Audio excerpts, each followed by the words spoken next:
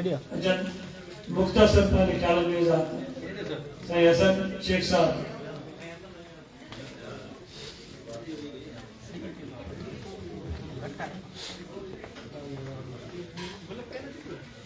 गढ़वाली गाय साहब हमेशा मुख्तसर ॻाल्हाईंदो नई तहक़ीक़ कई आहे त लिसनर तव्हांखे 7.5 मिंटनि खां वधीक नथा ॿुधी सघनि अखियूं चुबड़ शुरू कया अखियूं चुबड़ कंदा ऐं कन खणण कंदा लिहाज़ा मुख्तसर ॻाल्हाईंदुसि मां तक़रीबन 4.5 मिंट या 3 मिंट शौकत सां तमामु घणो पुराणो वास्तो आहे पुराणो रिश्तो आहे पुराणी मोहबत आहे पहिरियां त शौकत जो शेर डेडिकेट थो कयां तोड़े न मिलो कोई बि सनम ॾींहुं मुबारक तोड़े न मिलो कोई भी सनम ॾींहुं मुबारक टोड़ियो न दोस्ती जो भरम ॾींहुं मुबारक ये लफ़्ज़ ना आहिनि तोखे भेटा ॾेई सघिजे तोखे इहो पहिरीं तुंहिंजो जनम ॾींहुं मुबारक मुंहिंजी ज़िंदगी में ॿ लफ़्ज़ जेके आहिनि ॾाढी अहमियत रखंदा आहिनि शौकत मुंडारी बेख़्याली ॿई हिक जहिड़ा आहिनि अॼु शौकत जी सालगिरह आहे जनम ॾींहुं आहे ऐं उन ॾींहं ते हुनजे किताब जी महूरत आहे हुनजी वाइफ सां गॾु वेठो आहे जेका मोहबत जो पढ़णो आहे हिन खां वधीक ख़ुशि जी कहिड़ी थी सघे पीएससी के रीन सदियो तमाम वडो नकाब रहो है शायर रहो है ड्रामाटिस्ट रहो है उन जो खूबसूरत सेंटेंस है a genuine poetry is communicated before it is understood Shaukat की शायरी में वो समूह खूबियों माला माल है जेके पीएससी लेट या ब्या जेके नोबा जे नकाब दई वे शौकत सा जिंदगी जो तमाम खूबसूरत ए मोहब्बत वाली घड़ियों गुजरियों अंग्रेजी अदब जो शागिर्द आया सिंधी अदब सां मोहब्बत आहे यूलिसीस हिकिड़ो किरदार आहे यूनानी अदब में उन यूलिसीस ते हिकिड़ो नावल जेको जेम्स जॉइस लिखियो डांटे उन ते पोयम लिखियो ऐं टेनिसन विक्टोरियन एज जो शायर आहे उन हिकिड़ो पाण नज़्म लिखियो यूलिसीस जे नाले सां जेको इंटर में बि आहे ऐं अंग्रेजी अदब ख़ासि करे एमए जा शागिर्द पढ़ंदा आहिनि उन में हिकु सिट आहे यूलिसीस में I am part of all that I have made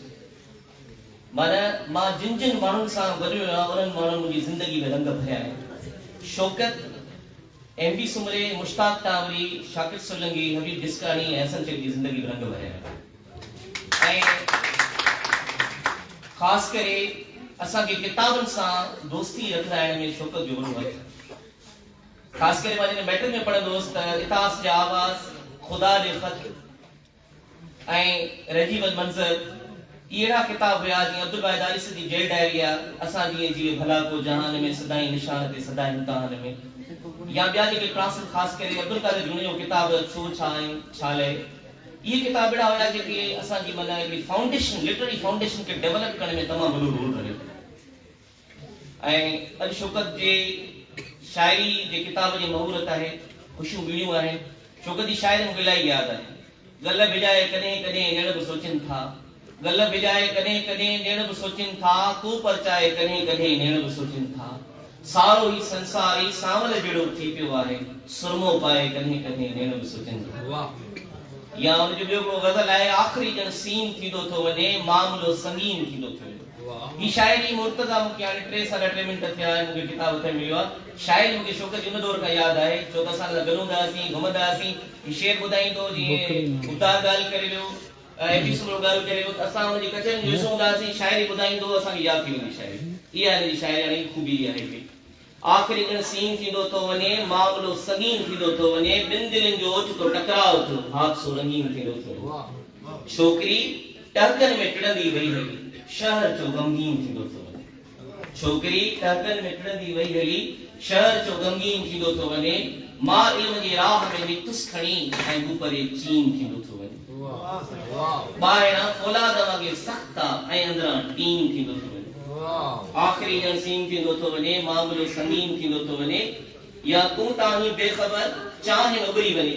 हाणे चाहे ते खोड़ साल माण्हू शेर लिखिया आहिनि ख़्यालनि जो इज़हार कयो आहे अंदरि खे ओपन करे लिखियो आहे उन क़िस्म जी जेका आहे न हिकिड़ी सूंह उहा उन्हनि न ॾेई सघिया आहिनि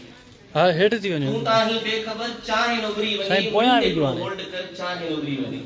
शौकत की शायरी में ताज़गी आहे जबरदस्त हिकड़े क़िस्म जो मुशाहिदो आहे या यूनिवर्सिटी में पढ़ंदो हो किस का बोतल है वो नई नई आई हुई उन संकिस के एंजॉय कियो